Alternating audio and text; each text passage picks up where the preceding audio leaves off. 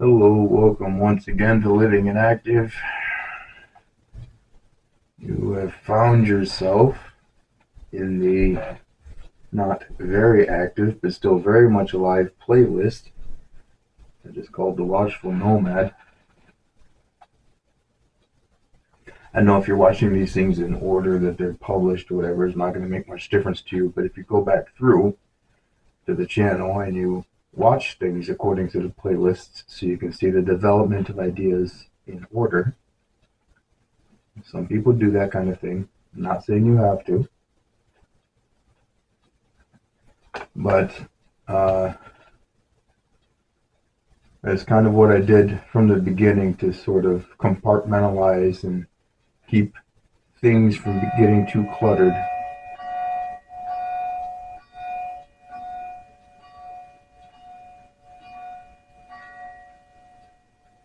It's 10 o'clock. Do you know where your children are? Anyway, I could not resist. I heard that every single night as a kid, and I know probably a lot of you did too. And if you don't know, then you don't know. It was a different time, man. Anyway, um, so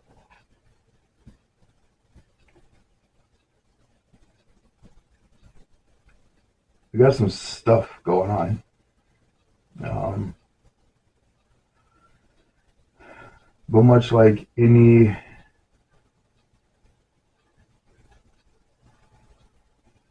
you got this stuff with like these explosions in Iran. You've got all of this tension here in the States. Uh, People basically trying to establish legal protections for themselves in preparation for either a second revolution or a second civil war, however you want to see it, um, to put themselves in the best legal standing just in case they either win or lose. If you don't think that's what's happening, then that's you're. I think your perception of things might be a little bit too close um, to the flame, and you can't see the scope of the fire.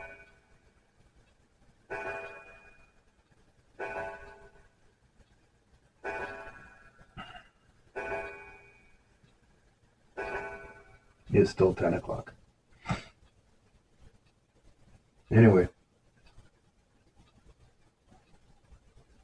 but yeah, you've got a whole bunch of people positioning for to give themselves the best plausible deniability for whatever this conflict that's brewing up in these United States of America, so that they can be more comfortable with just letting it finally kick off instead of the slow burn that it has been for the last few years.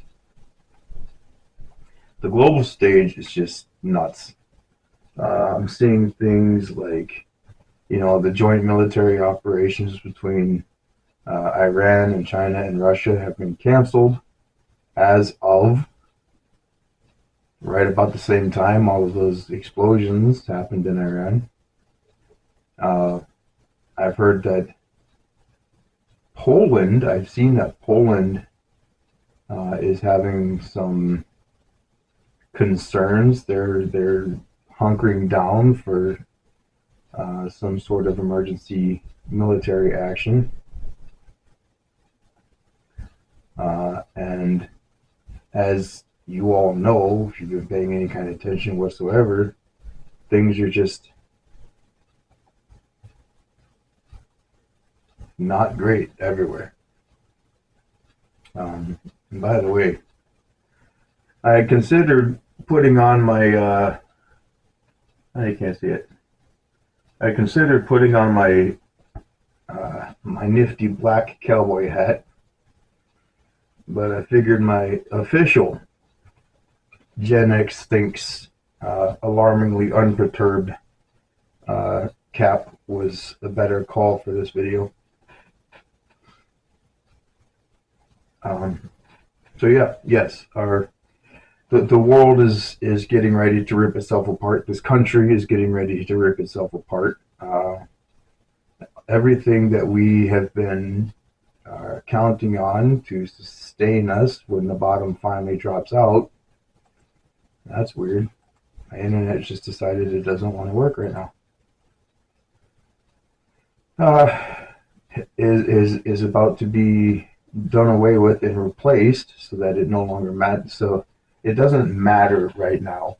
Here's the state of our economy. It doesn't matter right now that the current state of affairs is unsustainable. Why? Because they're doing away with the current state of things, the current means of doing things, to be replaced with something else. That's why no one cares. That's why people are throwing trillions upon trillions and trillions of dollars around like it doesn't matter, because it doesn't matter in their minds. They've got the fix ready to go. They're just waiting for that one final thing, whatever it is, to launch it. And then, hey, there's no problem. We got the solution, right? So, like being Gen X, we grew up with we came into adulthood with a certain level of confidence in our resiliency, in our resourcefulness, in our ability to problem solve, and our willingness and ability to let go of things that truly do not matter for the sake of thriving, for continuing. Operating with autonomy, not depending upon any kind of overly elaborate system of redundancy or whatever. And all of the skills that we learned, the things that we came up with to do, have been taken away from us, basically.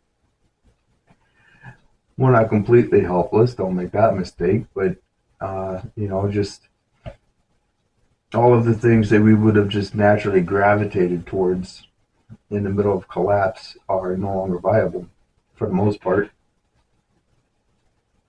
But if you've been watching this channel for any amount of time, if you've been seeing this playlist for any amount of time whatsoever, you know that I am a watchful nomad. I am one who does not see themselves as being concerned with the affairs of civilians, because I have my orders from my commander, and that's what I'm focused on. But it doesn't mean that I stop paying attention to what's going on.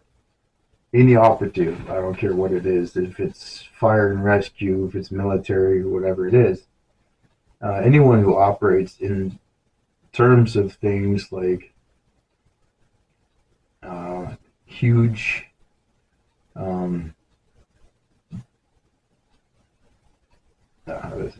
say mass casualty or natural disaster or a battlefield type of environment, you've got to keep an awareness of everything that is going on, but you have to think of it in terms of its level of influence on what your immediate mission is, the task that you have at hand. Maybe at some point you've got to link up with another unit or coordinate with another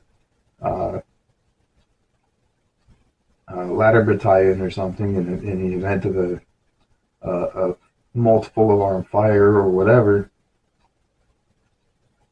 So you've got to keep ambulances and stuff from blocking your egress to those points or whatever. If you've got to shift your focus to a different area to prevent the spread of the fire or whatever it is.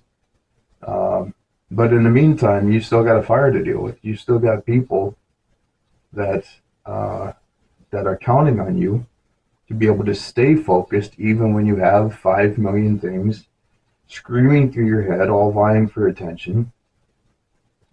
And on top of all of that, when you get to the people that you're there to rescue, to save, to preserve, to pull out of the fire, sometimes literally, and bring them to safety so that they can be made safe and so they can begin to heal and no longer be in danger, in the middle of all that tension and that stress, your immediate concern once you get to a person, although it is mission oriented in terms of getting them out of where they are, is you need to address them in a way that meets them in the shock and the trauma of whatever they're going through, whatever it is they need to be extracted from,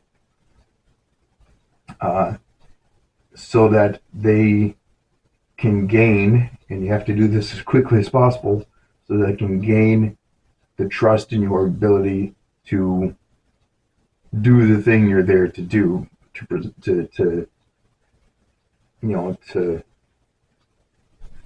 do what you're there to do, to get them to safety, to pull them out of the fire or whatever.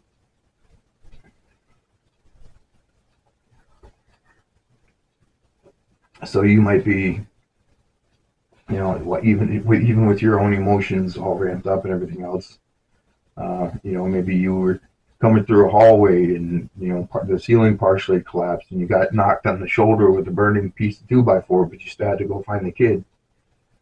Your focus stays on the things that are necessary to accomplish the primary mission of being the reason another life, even if it's just one more life, isn't destroyed.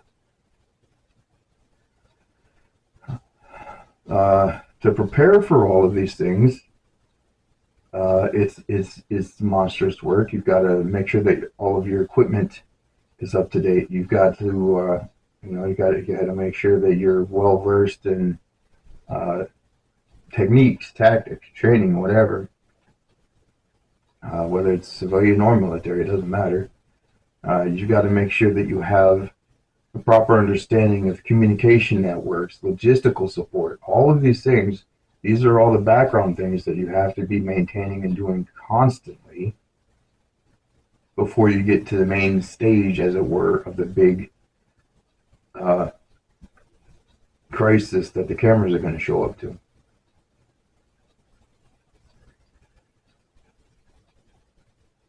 And none of that goes away, whether you're, making sure that your fleet of vehicles is properly maintained, that your rescue equipment is calibrated, is up to snuff, is inspected, it's not falling apart,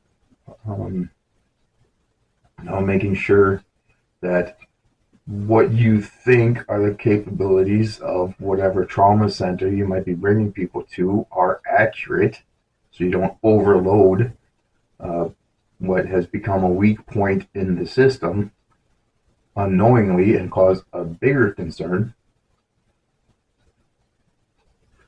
And all of this still happens inside of, you've got to, make sure your daughter is grounded in confidence in her ability to accomplish whatever project she has going for school, or you've got to be thinking about whether or not your son has a good example of masculinity, of what it means to be a good, solid, dependable man, because he's coming up into whatever his life holds for him. If you're married, you're definitely putting a decent portion of your mental energy towards making sure that your wife has what she needs so that she can do what she needs to do. in the middle of all of this, you're still giving attention to making your surroundings, your environment, your home, uh, and all of these things, these areas of operation that you work in to accomplish all of these tasks, are as efficient and um, and conducive to your success as possible. So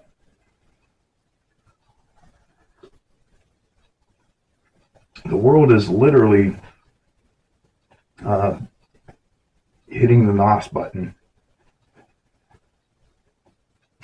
to accelerate its advance on the end of everything. It's going to result, in case you don't know, it is going to result in the uh, exponential multiplication of how terrible things are going to be as it's described in the Word of God. Um, and all of these things are actually happening, but they haven't happened yet. And because they haven't happened yet, because we're not in the middle of SHTF, then it comes upon us to be busy with the tasks that we have in our hands in the moment at the time, to make sure things are as good as they can be when the poo-poo actually does hit the proverbial fan, and all hypotheticals are removed from the equation, and we see what's actually um, going to be, because it's happening in real time. So, in keeping with that, and this is as I have resurrected in my mind with the latest scriptural reclamation project video I did. The things I'm about to say are descriptive of what I'm doing, not prescriptive for how everyone is supposed to be. But I have these things in front of me, and I'm going to walk through a little bit of how I'm seeing to them in just hopefully in a decent amount of faithfulness and good stewardship, um, redeeming the time because the days are evil. And while I understand the finality of the things that are coming, I also understand the necessity of doing these things, as temporary as they're going to be, to render as much aid and be equipped to render as much aid as possible when the downturn happens, for real. So what I have going on right now is I'm looking for, I have what's in front of my eyes, what I keep looking at is a website, American Speech Language Hearing Association. I'll explain why I'm looking into these things here in a second. I've got that website up, and what I'm looking for is something that I can play in my left ear with these handy dandy little earbuds, that you won't be able to hear because copyrights are a thing, and the tubes of you are very serious about copyrights. So I'm looking for something that would be decent to play while I read the information on the next thing I'm about to be talking about. So if you'll bear with me, I'm going to take another sip of coffee here. Here we can make this interactive. Leave a comment below and tell me what you would have recommended I'd be listening to while we're having this talk, while I'm looking at this stuff, doing this research, whatever. And I'll let you know. I'll let some people guess, and if I get a decent number of guests, I'll let you know if any of you are right, or guessed correctly, or I'll comment on how much I wish I would have listened to what you suggested instead of myself. Let me see. I probably want something instrumental because I don't want the lyrics of song music to distract me from the words I'm trying to read. So let's go to a YouTube playlist for I don't want bluegrass. What do I want? Acoustic, instrumental, folk playlist. I don't want words. I want acoustic, gentle music that's present without being oppressive. So let's see what we have. We have, this one looks good. The first suggestion is by a channel called Open Road Folk Music. This channel, by the way, is not sponsored, supported, approved of by any entity whatsoever. I'm just giving you the names of the things I find and use or whatever. But the channel's Open Road Folk Music is probably AI generated.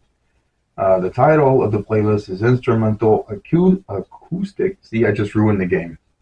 Anyway, Instrumental Acoustic Indie Folk Playlist Chill Music Yosemite Winter Open Road Folk Music. And it's got a picture of some horses and some snow.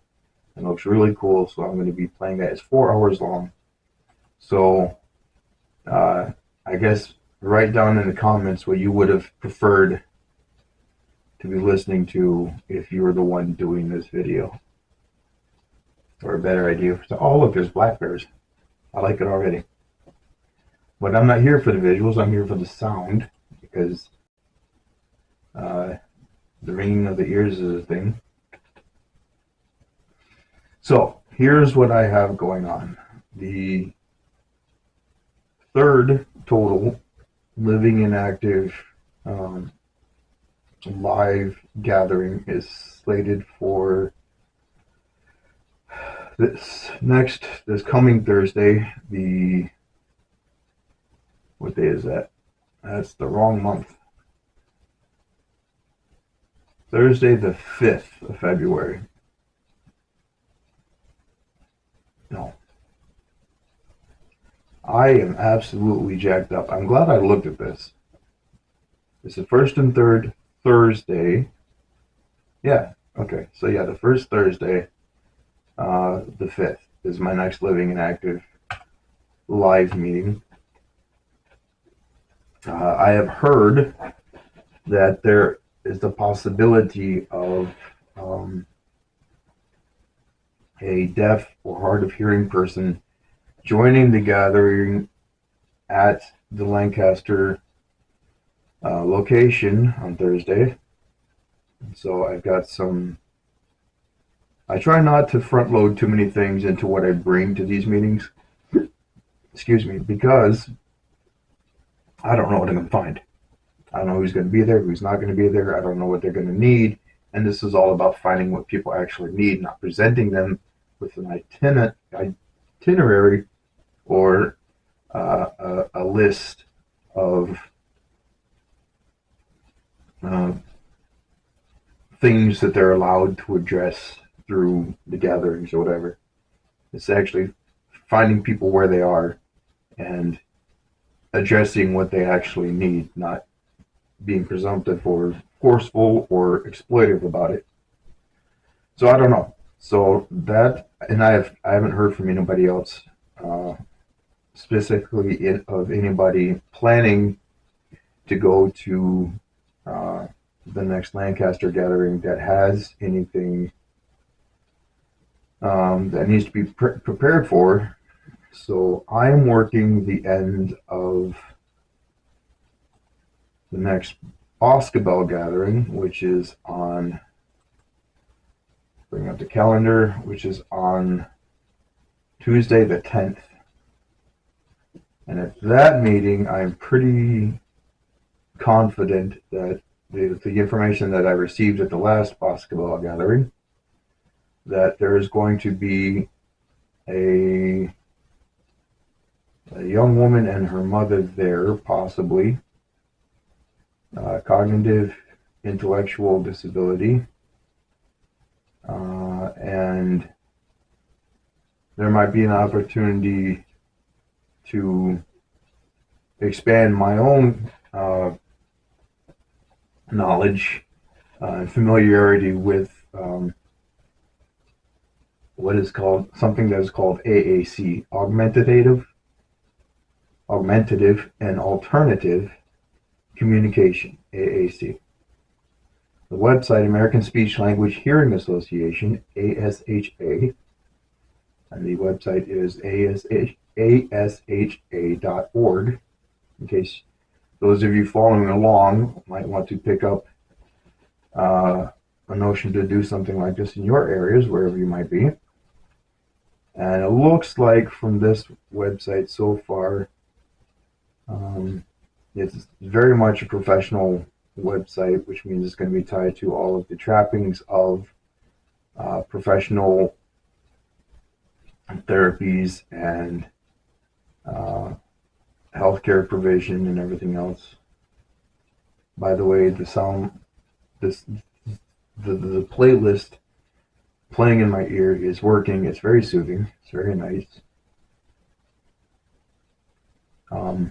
But I have on the way, in preparation for potentially meeting these two people, what is known as, I've already said, an AAC device. The kind I'm getting is a Tobii Dynavox i110. So I have some information I'm going to look up about that particular model. It's still a couple days out. I haven't gotten it yet. I'm a little concerned as to the effectiveness of the unit that I'm going to get, because these things, as these things are always going to be, are incredibly expensive. Like stupidly expensive. It's basically a tablet with some special design features to make it easier for people with limited communication access, limited language access, to communicate with other people. That's exactly what it's for. Augmentative and alternative communication. Yeah, so that's basically what it is. It's a fancy tablet that has fancy software that does text to speech. It's basically an interface where the person using it can go through a bunch of menus to find different topics or categories or whatever, and they can actually push buttons or eye gaze on the much more expensive models, and use the focus of their eyes to select a series of cards and construct a sentence.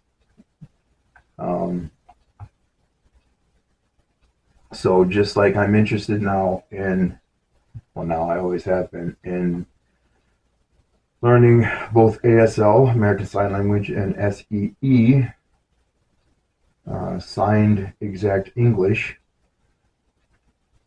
maybe some PSE, which is Pidgin Signed English, PIDGIN. I'm giving you all this information so you can take notes if you want and pursue these things or not as you see fit, which is part of the work that I'm doing. It's not just about the Living&Active live gatherings. It's not just about interacting with the local people. It's about serving as sort of a conduit or a catalyst to make sure these things can spread as fast as they can to as many different places as they can to have as much benefit as they can. Um, it's not like, I'm here in this little bitty city and I have to, all of a sudden build or buy and equip 1,500 fire trucks just to cover the widest area possible. I know I only have a limited reach, but I know that the concepts, that the ideas, that the information, the tactics, the techniques, the knowledge needs to be in more places than just here, especially in these days. By the way, I'm also going to be hopefully, working with emergency services to, uh, speaking of these things, and I have to write a note for myself on this one, but actually getting with emergency preparedness, figuring out who the emergency services government is here in this municipality. The structure seems to be quite confusing, so I'm not sure who actually does what, but um, I do want to take a look and see if anybody will let me take a look at what the protocols are in place for things like mass casualty, natural disaster, um, events, crisis mitigation and intervention on the heels of everything that's about to come falling down around our ears. So that's another thing I need to add to the list.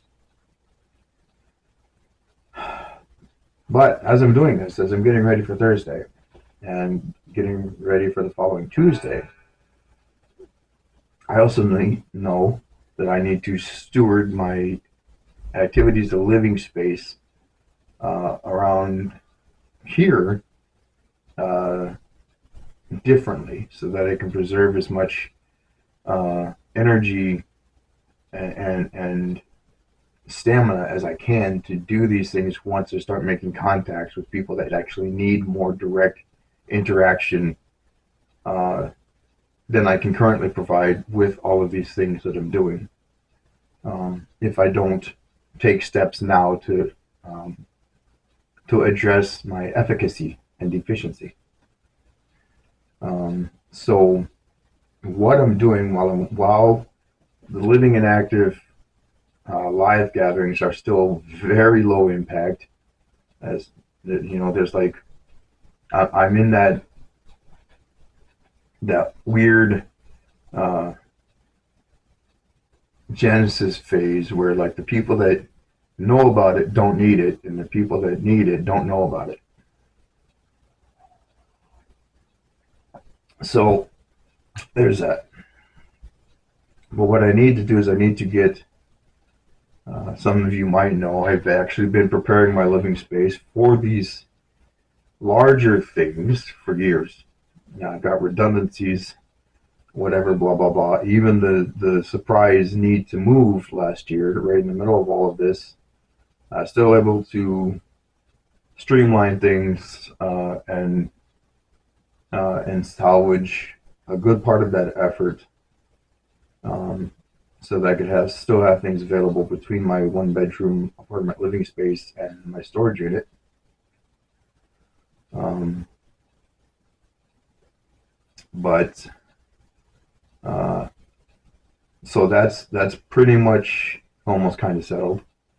But I need to make sure that the things that I have in front of me in those ends to do, I have some food preservation projects that need to be tended to before the momentum of Living and Active Live takes off. And I need to get that done sooner rather than later because I want to switch from the preparations and the preservation things to finalizing the equipping for what I'm going to be facing more immediately.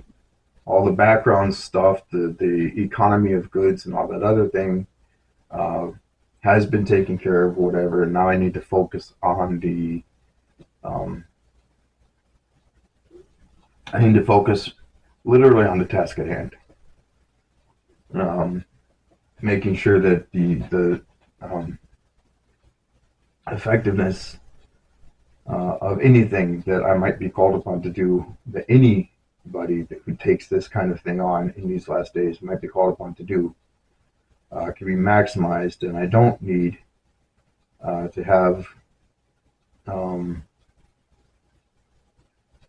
I don't need to have myself in a situation where I could have been more prepared with a piece of adaptive equipment like the AAC device, or, getting out and finding, search and rescue, finding the people that are in the deepest, darkest places of need, and actually, you know, doing something with that knowledge that benefits the person. It's not caught up in committees. It's not seized up by a bunch of red tape.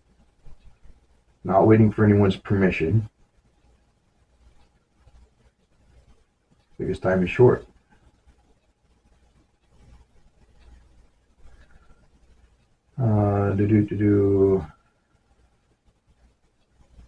Okay, this is about the organization. This is not. This isn't about the actual devices. This is about the organization. Okay, so I need to find something that is actually about the devices, how to use them, how to set them up. So the thing with the device that I distracted myself from actually explaining. So here's what I have to do with distracting myself again. Here's realistically what needs to happen in my living space in order for me to actually have the clearance, the runway, to now focus on these more immediate things as living and active looks like it might start be growing. I've got 3 dehydration projects that I need to cycle through the dehydrator, the food dehydrator, get them processed, get them vacuum sealed, secured, and stored so that they're out of the way. I need to make sure that my just regular stores of stuff that I need for activities of daily living, make sure that that's stocked up, so I'm not forgetting things, running out of things, whatever. I need to, after the massive mess I'm about to make in the food preservation projects, I need to get all of that clean, get my kitchen cleared away, get everything straightened in the living space so that I don't have anything out that's not needed out, so that I can have maximum space available for doing things like taking in new equipment, exploring it, and all these other things. And I need to get that done as quickly as possible so that I have as much time as possible to rest between finishing that and being able to move into the living and active life preparation stuff. But the thing with the device, I had originally had my eye on 2 of them I was going to buy, and it looked like it had at first appeared that I was going to be able to get my hands on 2 of those devices for a couple $100s a piece. I was only able to buy one at that price. The other one is listed in that price range, but it's set up on eBay as strictly an auction. There's no buy it now option. And there's a reserve on it, which means there's a minimum price that has to be met before it comes eligible for sale. Every single other, even used AAC device that I have found, doesn't matter where, is at least $2,000 if it works. Now, there's all kinds of them out there that are like 175 not tested, and the pictures, there's some that say, oh, it works, but they don't have pictures of the screen actually lit up. The one that I bought that's coming to me, there's actually a video, there's cycling through functions and everything else. I know there are multiple software platforms and packages that these things use that I can choose from. I don't know which one is going to be necessary. I don't know if I'm going to have to get one for one platform, one for another platform, just in case we have multiple people that could benefit from this kind of thing. Uh, to sort of, here's the thing. One of the biggest things about disability community in these days is we're trying to shift away from activism to advocacy, and there is a difference. Activism is all about getting in politicians' faces and demanding this and that and this and that and this and that, making enemies everywhere you go. Advocacy is about common sense, saying, hey, it would be nice if we could just be nice and not sacrifice a nice existence for the sake of being nice. That's advocacy. So what is happening is that there are a lot of people, organizations, private sector, because you have to be, that are doing what they can to sort of, shall we say, supplement the current economy of medical devices, adaptive equipment, things of that nature. I'm not going to go into details. I'm not going to name names.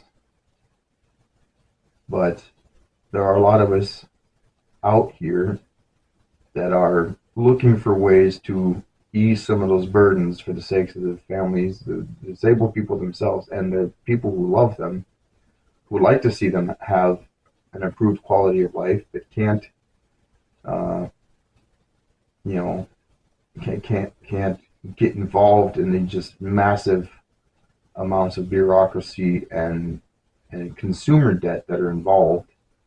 The loss of autonomy is not only the person that has a disability, but also everything about that family has become, rank and file data points for, the whim of adjusters who say, you know what, your use of this medical equipment is outside of the parameters that we approved it for, so you don't get it. Or you have it and it's broken, but we found this thing in our paperwork that says we don't necessarily have to do anything to help you get it repaired. So congratulations, and most likely you're stuck with it because you can, I don't know, it's a big mess. So a lot of us are trying to clear up the mess. So I think what's going to happen with this, I have some very heavy concerns about this AC device. Truth be told, because it was only a couple $100 and everything else that purports to be ready to roll is, like I said, $2,000, $3,000, $4,000. For a fancy tablet, basically, with some language processing software. So, if you don't know, if you're not familiar with the disability tax, as we call it, now you are. But yeah, I've got to get these things done to sort of hone in on efficiency, effectiveness of just absolutely everything. My resources, my energy, my health, which I'm not going to go into in this video. If you've been around, and the time that we have left. I can't use, well, we're short on time as an excuse for abandoning search and rescue or CASEVAC operations prematurely. I can't and I won't. So what this realistically means is that I'm probably not going to be doing too much on the channel for a little bit. I need to, like I said, I need to get my feces in order or together. and develop new patterns and rhythms of activity and everything else that are going to support greater reserves of energy and stamina and everything else to dedicate to being outside of my living space uh, in order to find and bring aid to those who need it. And that's basically, I mean, this is a video on the Watchful Nomad playlist, which means, this is the exact same thing we're supposed to be doing spiritually in terms of, search and rescue. Kazivac is calling out to those who would be saved. Look, evacuation's coming. Get your name on the roster. You do not have much time, and and I promise you, you do not want to be here when transport leaves. You do not want to miss that movement. So this is Gen X Leland getting extremely serious about all of these things. I might burn myself out in this process, but if I do, I hope I burn bright. But I don't think I will. I do think that this is something that God has led me towards the opportunity to pursue, at least in part, or at least, like I said, serve as a catalyst, as the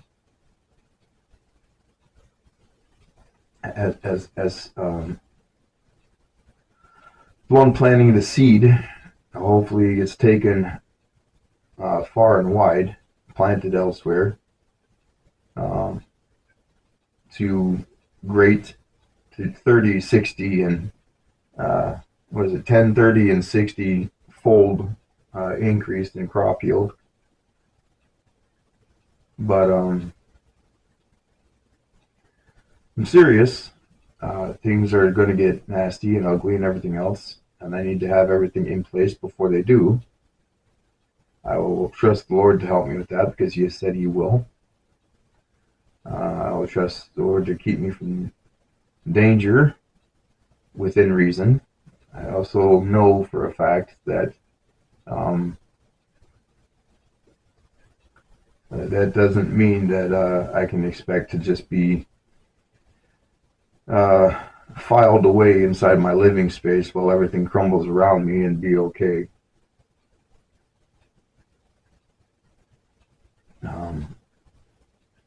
He made me tough, and I'm not bragging. It's His credit. He's the one who made me the way I am. He's brought me through all of the things that I've survived. He's the one who decreed that I should be brought just so low to humble me, to make me catch my head, but not low enough to where it's where I'm hindered in whatever it is He has for me. That's all by His wisdom, His grace, His mercy towards somebody who does not deserve it. But yeah, so I'm gonna hang on to the instruments, because having a pile of acoustic instruments just in case I meet a group of cool people in real life and hey, let's hang out and play some instruments. They're here. I'm going to preserve, maintain the things that I have here, the stores, the resources, whatever, for when they are needed. But my focus is going to shift now to the very practical, very present, very new and unexpected work of the Living and Active Live. Because this is everything else I've done for the last few years has been a project. This is not a project. This is a mission. It's not an organization. It's not a church. It's not any of that. It's an operation, really. It's not a project. is an operation.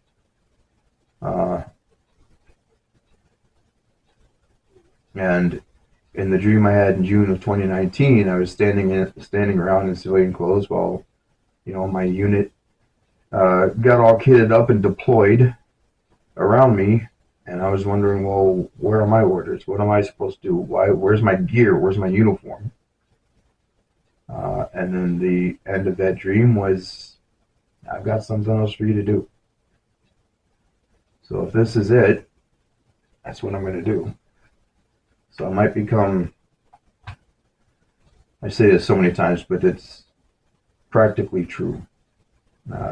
Realistically true. I'm probably not going to be devoting it much time to video content without a reason. Hopefully I will be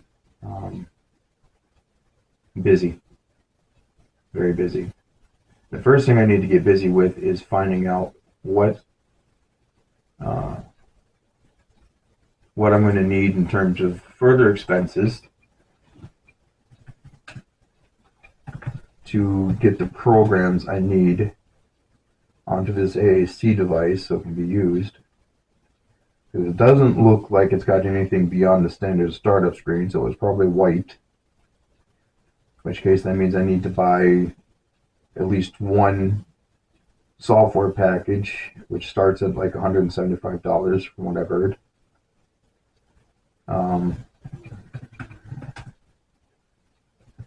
But that's just what I'm going to be doing. So I'm going to let go of this video now because I have no idea how long it is. And I'm going to make sure I have enough coffee for the rest of this night. By the way, it is 10:52 p.m. on a Saturday evening, the 31st of January, and I am,